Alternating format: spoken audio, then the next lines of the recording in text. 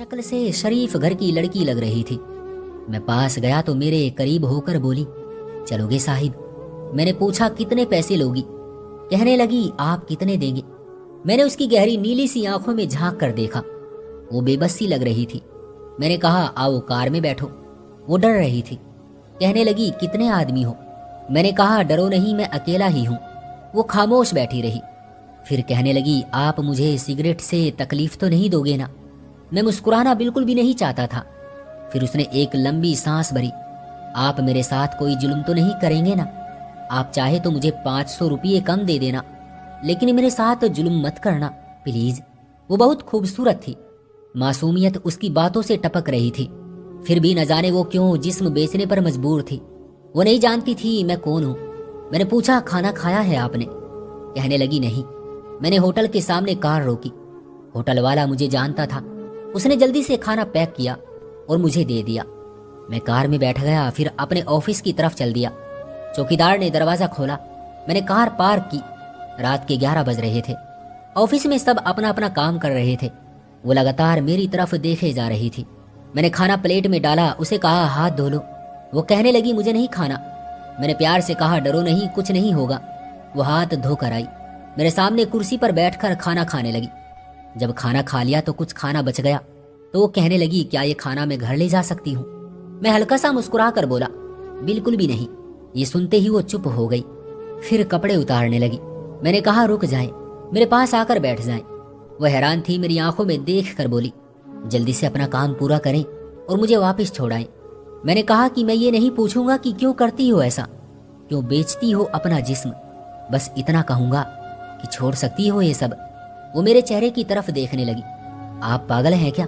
मैंने उसकी आंखों में देखा। हाँ, पागल ही हूं मैं। सब पागल ही समझते हैं मुझे। वो कहने लगी, अगर कुछ करना नहीं है तो प्लीज मुझे वापस छोड़ाएं। मैंने उसके सर पर हाथ रखा, फिर पर्स से 10,000 रुपये निकाले और उसके हाथ पर रखे। वो हैरान थी। कहने लगी, मुझे नहीं लेने, आप क्यों दे रहे हैं ये पैसे मुझे? मुझे उसके चेहरे पर थकन सी महसूस हुई। वो अपने आंसू रोक कर बैठी हुई थी। बार बार कह रही थी, मुझे बस वापस छोड़ाओ, मुझे डर लग रहा है। मैंने उसे यकीन दिलाया कि डरने की कोई बात नहीं है।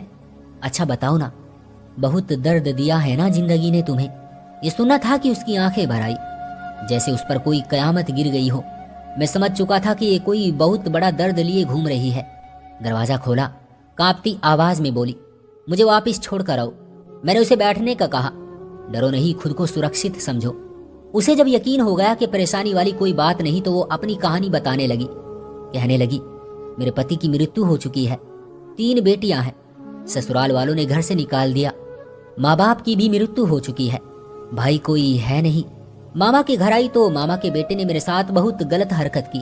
मैंने जब मामी को बताया तो सब ने मुझे ही गलत कहा और एक बूढ़े से मेरी शादी करवा दी।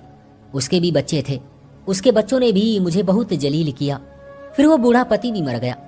बेटियों को लेकर दर बदर भटकने लगी। न छत थी न खाने को था। भूख बहुत लग रही थी। सड़क पर खड़ी थी। एक साहबाए कहने लगे, 1 घंटे के 5,000 दूंगा। ना चाहते हुए भी माँ की ममता हालात की सताई हुई क्या करती। आखिर उसके साथ चल दी। अब हर रोज जिस्म बेचती हूँ, किराए का घर लिया है, बेटियों को अकेला छोड़ आती हूँ। क्या करूं? बहुत बार सोचा आत्महत्या कर लूं, लेकिन बेटियों को देखकर हिम्मत नहीं होती। वो रो रही थी। मैं जमाने की बेबसी और बेरुखी महसूस कर रहा था। मैंने उसके सर पर हाथ रखा और उससे कहा, मैं आज से तुम्हारा भाई हूँ।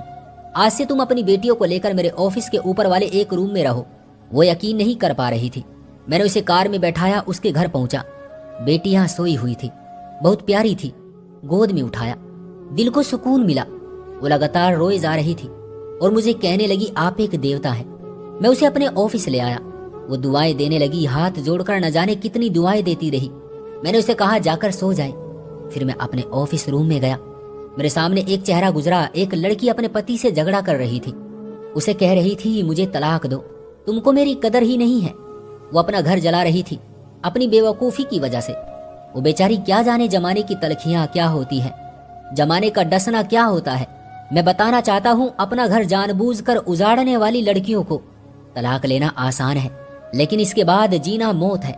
कभी सास का रोना, कभी ननंद का सयापा, कभी जेठानी से लड़ाई। हर घर की यही बात है।